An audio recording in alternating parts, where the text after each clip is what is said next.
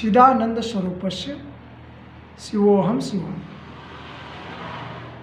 The essence of knowledge and bliss शिवोहम शिवम। I am he I am, मैं वह हूँ चिदानंद स्वरूप। The essence of bliss and knowledge, ये दोनों चीज़ें मैं हूँ और कोई नहीं। एकोहम द्वितीयो न या अहम ब्रह्मास्मि, मैं ही ब्रह्म हूँ और दूसरा कोई नहीं है, मैं ही जगत का नियंता हूँ। ऐसा मान करके आपके अंदर जो प्रभु परमेश्वर परमात्मा है आप वही हैं, और ऐसा जान करके उसकी मुक्ति की कल्पना करें, अपने आत्मा की मुक्ति का प्राप्त। अब आती है बात समता सर्वभूतेषु। एक छोटी सी बात आती है कि सब लोगों में समानता। कौन सी समता हमको देखनी है, किस तरह की समता देखी है? हमारे और आपके शरीर में, हमारे पुरुष और पत्नी, स्त्री या पुरुष, या ये कह लें पुण्य आत्मा पाप आत्मा, या जब हम इष्ट मित्र और दुश्मन खल सबको एक भाव से देखते। ऐसा होना बहुत कठिन है, कहना बहुत सरल है। अब मनुष्य के अलावा और भी जीव जंतु जैसे पशु पक्षी, बैल गाय या अन्य योनियों के जीव जंतु, उनको आप कैसे समभाव से देख सकते हैं? तो देख सकते हैं।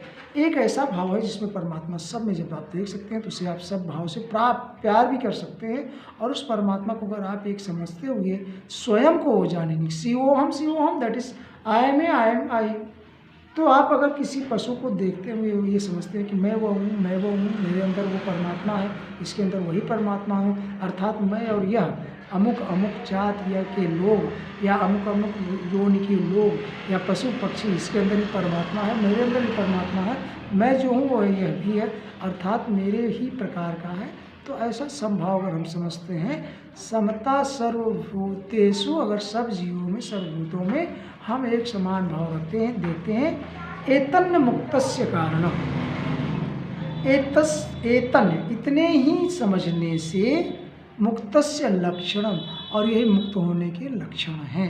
अर्थात हमें अगर आत्मा की मुक्ति चाहती है, अगर हमें इस सांसारिक मोह से मुक्त चाहते हैं, तो serve first and foremost need, पहली और पहली प्राथमिकता और आवश्यक प्राथमिकता है कि हम सभी को एक जैसे, एक समान भाव से देखें, समझें। लेकिन यह कहना बहुत आसान है और करने में बहुत कठिन है। लेकिन जब तक इतना नहीं होगा, किसी प्रकार की कोई मुक्ति नहीं मिलती। वो लोग जो मुक्ति का साधन बताते हैं या करते हैं, उन्हें भी शायद मुक्ति नहीं मिल पाती, क्योंकि उनके अंदर भी कहीं न कहीं दूसरे के प्रति दूसरा भाव और अपने के प्रति अपना भाव, ये जो दोनों भाव, अगर तीनों भाव अलग अलग हैं तो कभी एक से नहीं हो सकते, और तब तक मुक्ति भी होना संभव नहीं है। तो कहने का मतलब, जब तक आपके अंदर एको भाव नहीं आएगा। अब हम बात करते हैं हरि ओम तत्सत। तो हरि को अगर हटा दें, ओम तत्सत, ये क्या है? ये तीन शुद्ध विशेष रूप हैं जो परम सत्य भगवान के सूचक हैं। क्या क्या?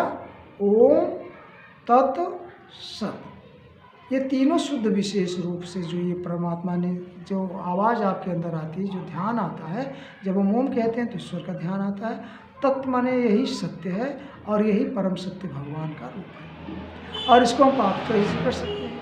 हमारे अंदर दो तरह की तपस्याएं हो सकती हैं, जिनके तप भाव से हम काम कर सकते हैं, और वो तपस्या एक शरीर की है और दूसरे मन की तपस्या है।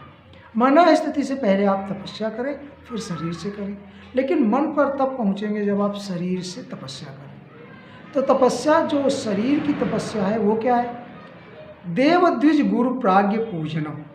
देव द्विज गुरु अर्थात देवता, माता पिता, या आप ये कह लें कि आपके पुरखे, देव द्विज ब्राह्मण, गुरु प्राज्ञ पूजन, और माता पिता की पूजन। द्विज ब्राह्मण, गुरु को हम भगवान बराबर दर्जा देते हैं, अर्थात हम स्वयं हैं, तो हम शिवोहम की बात करें तो हम स्वयं उसी के रूप में हैं। देव द्विज गुरु प्राज्ञ पूजनम शौच मार्जवम, और शरीर मतलब देवता की पूजा, मन की पवित्रता, ब्राह्मण की, गुरु की, माता पिता की, इन सब की पूजा करना, तथा पवित्रता, शौच मार्जवम शुद्धता, शरीर की शुद्धता, पवित्रता, मन विचार की पवित्रता, और ब्रह्मचर्य महिंसाम च, ब्रह्मचर्य का पालन करना, और महिंसाम च शरीरम तप उच्यते। ये सब शरीर के तप हैं, ब्रह्मचर्य और अहिंसा। तो ये 4-5 चीज़ें, पवित्रता हो, सरलता हो, ब्रह्मचर्य हो, अहिंसा हो, देव द्विम तत्सत। हम लोग बात कर रहे थे समता सर्वभूतेषु तन्य मुक्तस्य लक्षण। आत्मा की मुक्ति के एक सरल उपाय समता, सब जगह एक समान भाव रखना, समभाव रखना, सब जीवों में एक समान आपका दर्शन होना, या आप स्वयं उसको अपने अंदर दर्शित करना। कहने का मतलब समस्त जीव सब समष्टि एक प्रकार से हैं और एक तरह के। इसके बाद कल हमारी या लास्ट लेवल में बात हुई थी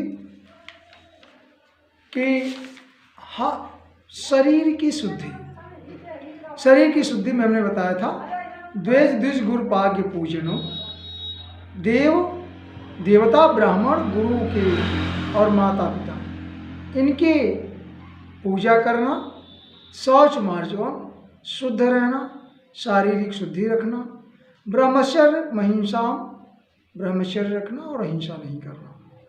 ये च शरीरम तप उच्यते, शरीर के तप हैं, शारीरिक तप हैं। तप से आपको बल मिलता है और आपकी आत्मा का फैलाव होता है, अर्थात मुक्ति का साधन मिलता है। तो शरीर की शुद्धता जितनी आवश्यक है उससे भी अधिक आवश्यकता है मन की शुद्धता। मानसिक रूप से शुद्ध होना अत्यंत आवश्यकता है आत्मा की मुक्ति के लिए। और मन की तपस्या में कौन कौन सी चीजें आती हैं?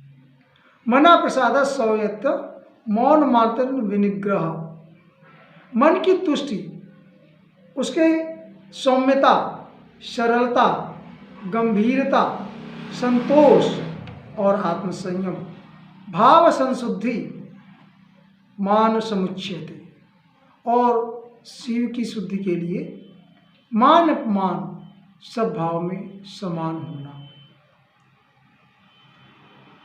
अर्थात विचार और संयम। एक वर्ड है मन या इंद्रिय विग्रह या मन विग्रह। मन विग्रह माने मन को इंद्रियों की तृप्ति से दूर करना, अर्थात जो इंद्रिय तृप्ति है, इंद्रिय तृप्ति के लिए आप जितना सोचेंगे वह उतना ही अतृप्ति होती जाती है, अर्थात इंद्रियों की तृप्तता पूर्ण करने के पीछे आप जितना मन लगाते हैं उसमें उतने ही संसत जाते हैं। इंद्रियों की तृप्तता करने में कभी भी मन को नहीं लगाना चाहिए, वहाँ से निग्रह करिए, वहाँ से निग्रह करिए, अर्थात मन को इंद्रिय तृप्ति की ओर से दूर रखें। यह होता है मन विग्रह। और अगर आप इंद्रिय तृप्ति के लिए मन पर विचार करते रहते हैं तो आप उसको दलदल, जैसे कि शहद में मक्खी पड़ जाती है तो उसको निकालते मुश्किल होता है, उसका प्राण उसी में चला जाता है। ऐसे ही अगर आप इंद्रिय तृप्ति के लिए मन को उधर लगाते हैं तो तृप्ति कभी होती नहीं इंद्रियों की। केवल एक ही चीज़ हो सकती है, तो इंद्रियों का संयम या इंद्रियों का दमन। अब हम बात करें कि अगर इंद्रिय भोग से मन को दूर रखें तो ये मन विग्रह है, जो यह एक विशेष कारण है आत्मा को शुद्ध करने का, आत्मा को आपके मुक्ति का मार्ग या समभाव रखने के लिए इंद्रिय विग्रह या मन विग्रह आवश्यक है। अब एक बात और आएगी जो कभी बात होगी कि इंद्रियों का दमन करना हानिकारक है। इंद्रिय जिसलिए परमात्मा ने बताया उसका अपना काम है और कार्य करना उसका परम उद्देश्य है और होना भी चाहिए। तो विभिन्न मतों में आपने सुना होगा कि इंद्रिय पर संयम रखें। ऐसा नहीं किसी ने कहा इंद्रियों का दमन करें, और अगर इंद्रियों का दमन करते हैं तो योगी तो कर सकता है, लेकिन अगर उसमें थोड़ी सी असावधानी होती है तो उसका विपरीत प्रभाव पड़ता है, अर्थात जीवन नष्ट हो सकता है।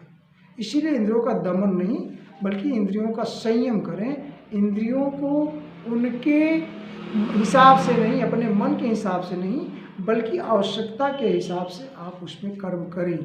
और वह सदैव कर्म होना चाहिए सेवा और परमार्थ के लिए, आपकी आवश्यकता पूर्ति करने के लिए, न कि उसमें लिप्त रह के भौतिक सुख के आनंद में आप फंसते जाएंगे और इस दलदल से कभी पार नहीं पाएंगे। अर्थात जब हम बात कर रहे थे हरिओम तत्सत, तो ये मन और चित्त और शरीर की शुद्धता के साथ साथ आप अगर संयम करते हैं और सर्वभूतेषु मतलब सभी देवताओं और सभी शरीरों में आप एक परम पुरुष को देखते हैं, असम में समता देखते हैं, तब यह काम आसान हो जाता है और आत्मा का यह अमर होने का एक रास्ता या कारण होता है। अर्थात हम बात कर रहे थे कि समता सर्वभूतेषु, सब जीवों में समानता देखना, और इतना ही एतन्न मुक्तस्य लक्षण, और यही मुक्त के लक्षण हैं।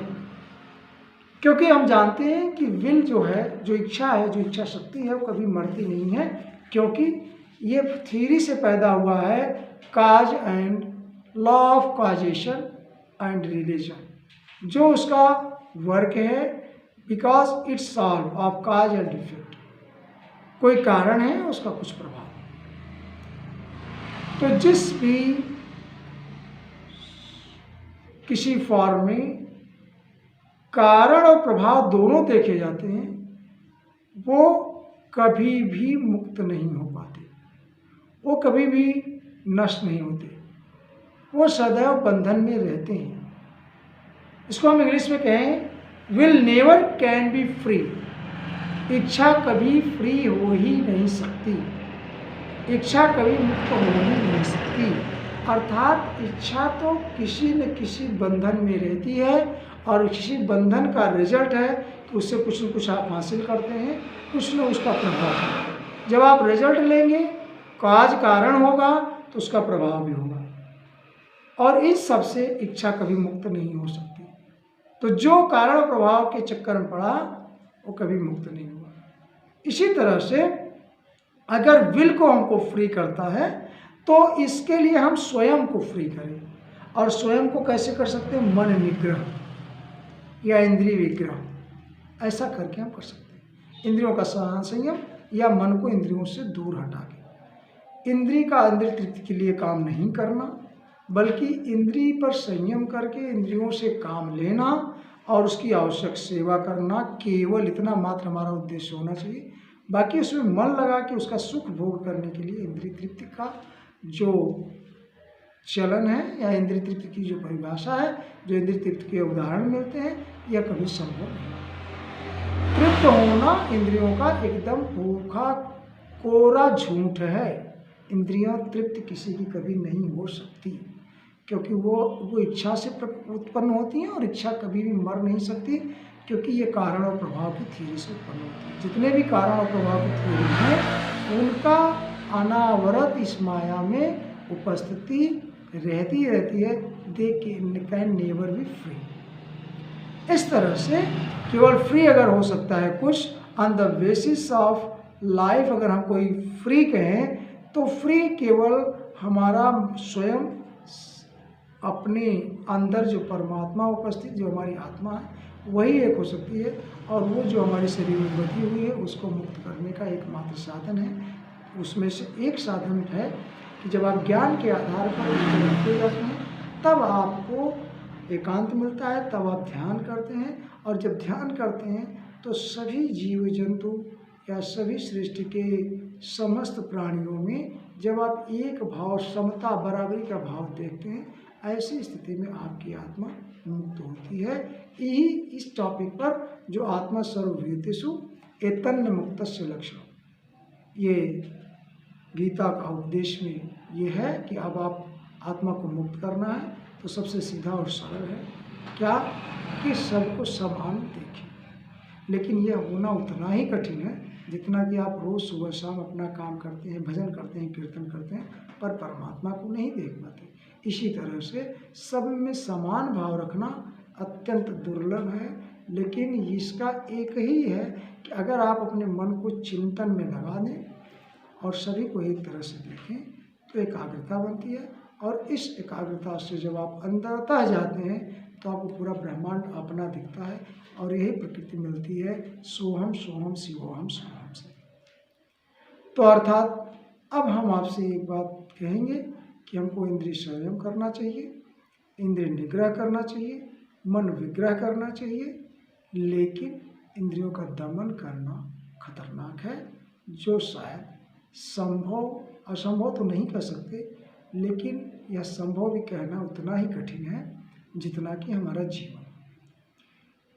तो इंद्रियों का दमन करेंगे, विशेष प्रकार की कुसंगतियाँ आएंगी और उसका दुष्परिणाम भी भयंकर होगा। इससे अच्छा है कि उन पर संयम करके, उनकी तृप्ति की ओर न जा करके उन्हें पर संयम करके उनके कंट्रोल करने का मार्ग अपनाएं। जय श्री कृष्ण।